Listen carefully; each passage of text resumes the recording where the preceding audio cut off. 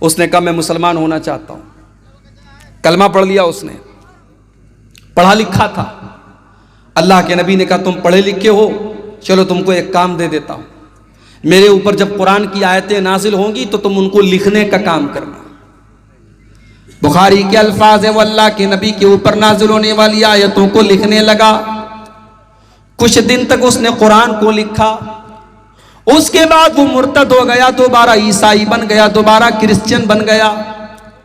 جب وہ عیسائی بن گیا اس نے اپنی قوم کے لوگوں سے کہنا شروع کر دیا ما یدری محمد الا ما کتبت لہ, ارے محمد کو تو کچھ نہیں آتا, محمد کو تو اتنا ہی آتا جتنا میں نے لکھ کے دیا ہے.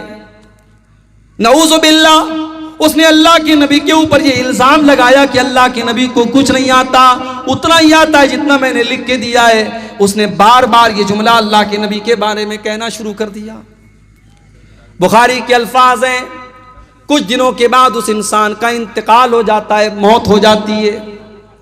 اس کے مرنے کے بعد اس کی قوم کے لوگ جب اس کو اپنے قبرستان میں لے جا کر کے دفن کرتے ہیں, رات کو دفن کرتے ہیں, صبح جب وہاں سے گزرتے تو کیا دیکھتے ہیں لفظتہ الارض, زمین نے اس کی باڈی کو باہر نکال دیا ہے, اس کی لاش قبر کے باہر پڑی ہوئی ہے.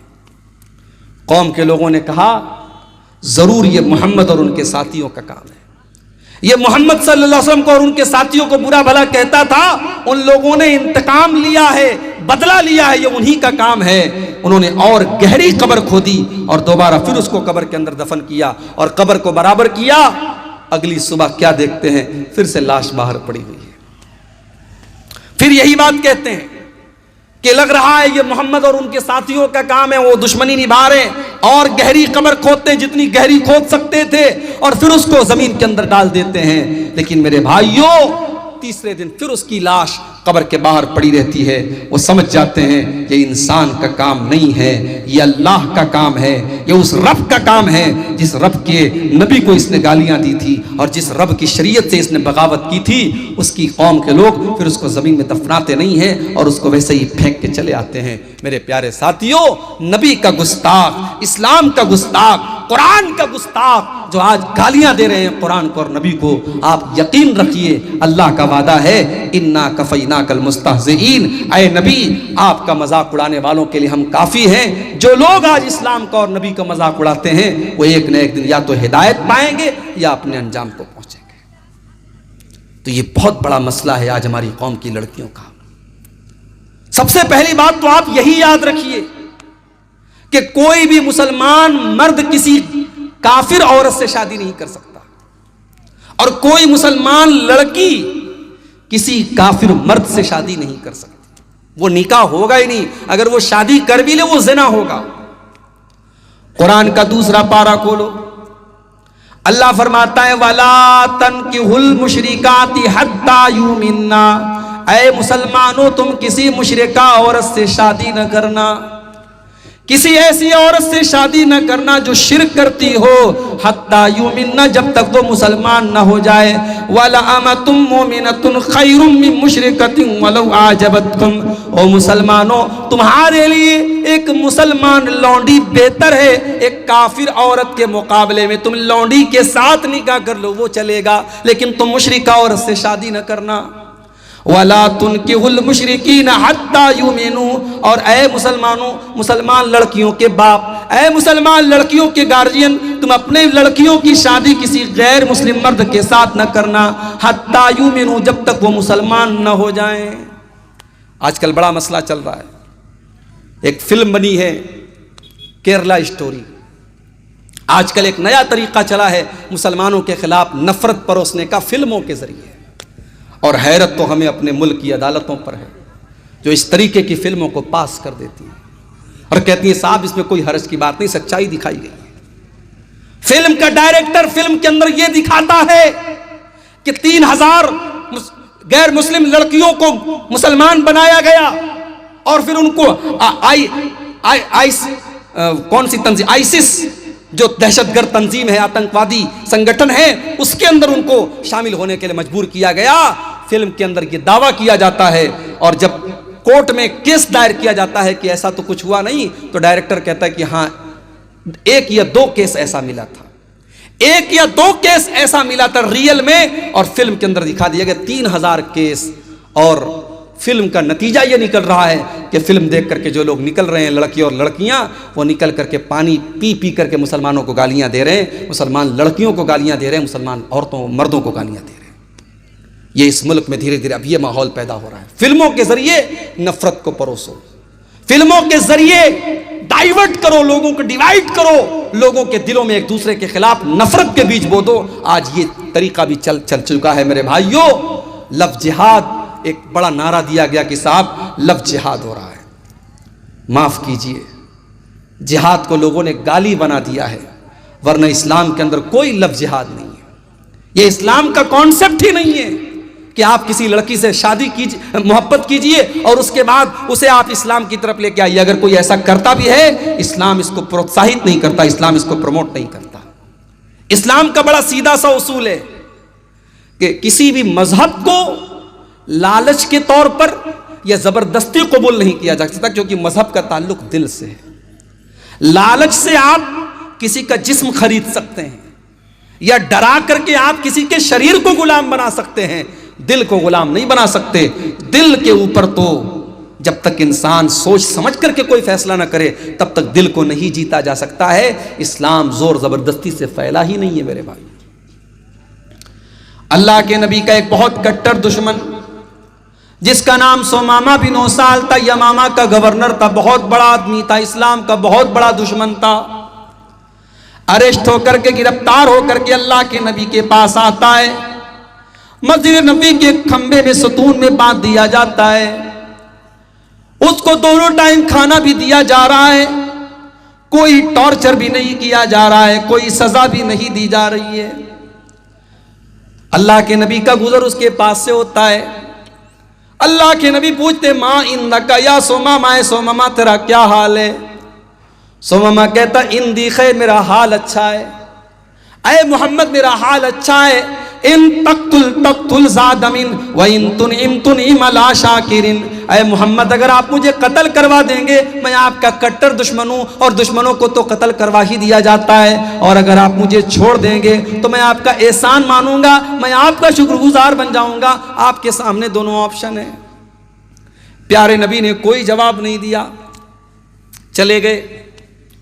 پھر تینوں ٹائم کھانا دیا جا رہا ہے، کوئی ٹارچر نہیں، کوئی تکلیف نہیں، کوئی ستانے والا عمل نہیں۔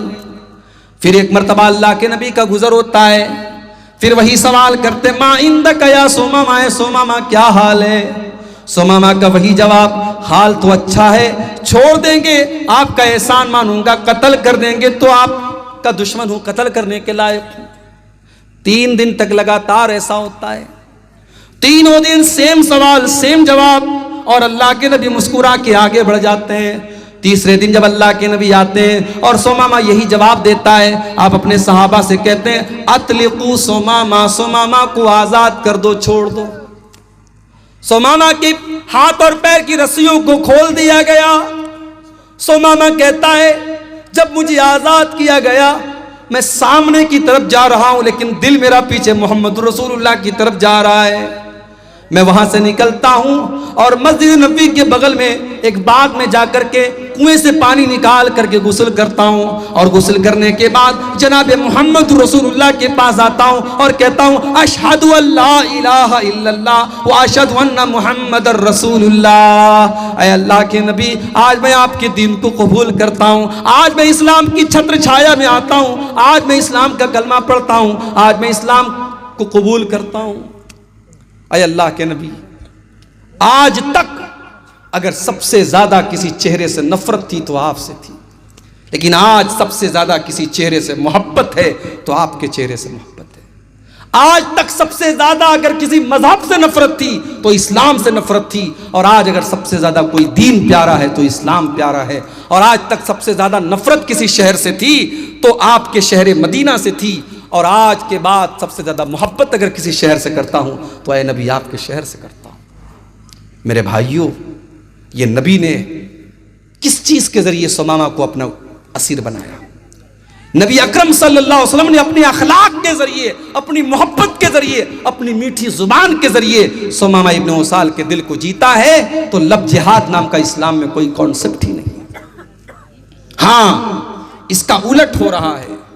اس کا الٹ کیا ہو رہا ہے؟ مسلمان لڑکیوں کو فیک آئی ڈی بنا کر کے، فیس بک کے اوپر، میسنجر کے اوپر فیک آئی ڈی بنا کر کے پہلے اس سے راہ و رسم بڑھائی جاتی ہے۔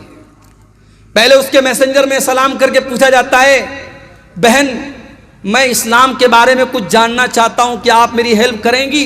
یہ بیچاری لڑکی جس نے اسلام کے بارے میں کچھ پڑھا بھی نہیں، کچھ جانا بھی نہیں، اس کو لگا کہ یہ غیر مسلم مجھ سے اسلام کے بارے میں پوچھ رہا ہے، یہ پھٹافٹ اسلام کی تبلیغ کرنے لگتی ہے، اس کو اسلام کے بارے میں بتانے لگتی ہے، یہ بہت بڑی مبلغہ بن جاتی ہے۔ پھر اس کے بعد دھیرے دھیرے بات آگے بڑھتی ہے، پھر سامنے والا کہتا ہے آپ بڑی اچھی باتیں کرتی ہیں، کیا آپ کا واٹس ایپ نمبر مل سکتا ہے، آپ کا موبائل نمبر مل سکتا ہے؟ پھر دھیرے دھیرے وہ واٹس ایپ نمبر لیتا ہے، پھر تصویر مانگتا ہے، پھر کال پر باتیں کرتا ہے، پھر کبھی چہرے کی تعریف کرتا ہے، پھر کبھی آواز کی تعریف کرتا ہے، پھر دھیرے دھیرے ملنے پر اکساتا ہے۔ جب ملتا ہے تو پھر بدکاری اور زناکاری پر اکساتا ہے، اور جب ایک بار زناکاری اور بدکاری کر لیتا ہے، اس کا ویڈیو بناتا ہے، اس کو بلیک میل کرتا ہے، اور اس لڑکی کو جب تک پوری طریقے سے اپنے جال میں نہ پھنسا لے اور اس کی عزت کو خراب نہ کر دے، اس کو مرتد نہ بنا دے، تب تک اس کو نہیں چھوڑتا ہے۔ آپ یقین کریں گے میرے بھائیو، ایسے بھی کیس آئے ہیں۔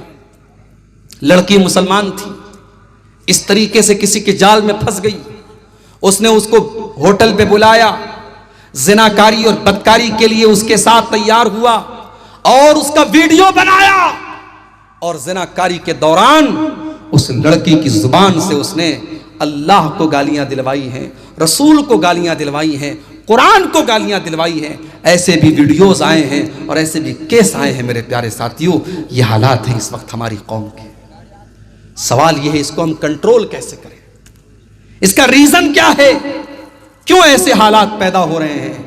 تو سب سے پہلی چیز جو مجھے سمجھ میں آتی ہے، عشق کا جو بھوت ہے پہلے اس کو اتارنا پڑے گا۔ میں اپنی بہنوں سے کہنا چاہوں گا، اسلام میں عشق نام کی کوئی چیز نہیں ہے۔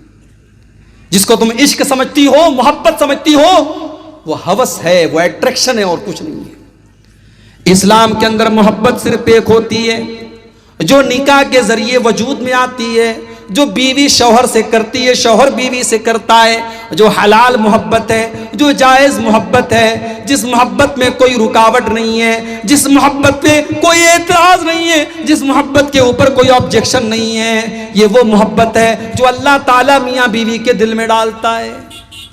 اللہ نے قرآن میں کیا فرمایا؟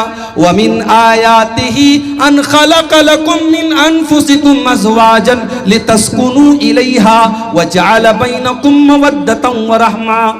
اے میرے بندو، اللہ تعالیٰ کی بہت بڑی نشانی یہ بھی ہے کہ اس نے تمہارے لیے تمہاری بیویوں کو بنایا جن سے تمہیں سکون حاصل ہوتا ہے، اور اللہ تعالیٰ نے میاں بیوی، شوہر اور بیوی کے دل میں ایک دوسرے کی محبت پیدا کر دی اور رحمت پیدا کر دی۔ یہ سچی محبت ہوتی ہے جو اللہ تعالیٰ نکاح کے ذریعے پیدا کرتا ہے۔ میری بہنوں، آپ اپنی شادی کا ویٹ کیجئے، اپنے نکاح کا انتظار کیجئے، کوشش کیجئے، والدین کو سمجھائیے، دیندار لڑکے سے آپ کا نکاح کریں، اور وہاں اس انسان سے جو آپ کا ہونے والا شوہر ہے، اس سے آپ جی بھر کے محبت کیجئے، عشق اور محبت کے بخار سے آپ باہر نکلیں۔ اپنے نوجوانوں سے بھی کہنا چاہوں گا، یہ جو فیشن چلا ہے، ایک ایک لڑکے کی کئی گرل فرینڈز ہوتی ہیں اور اس کو ایک فیشن بنا لیا گیا، میرے بھائی یہ زناکاری کا راستہ ہے، یہ بدکاری کا راستہ ہے۔ ہو سکتا ہے تمہیں اس بات پر یقین ہو کہ نہیں مولوی صاحب، ہم تو صرف بات کرتے ہیں، انجوائے کرتے ہیں، اس سے آگے کچھ نہیں کرتے۔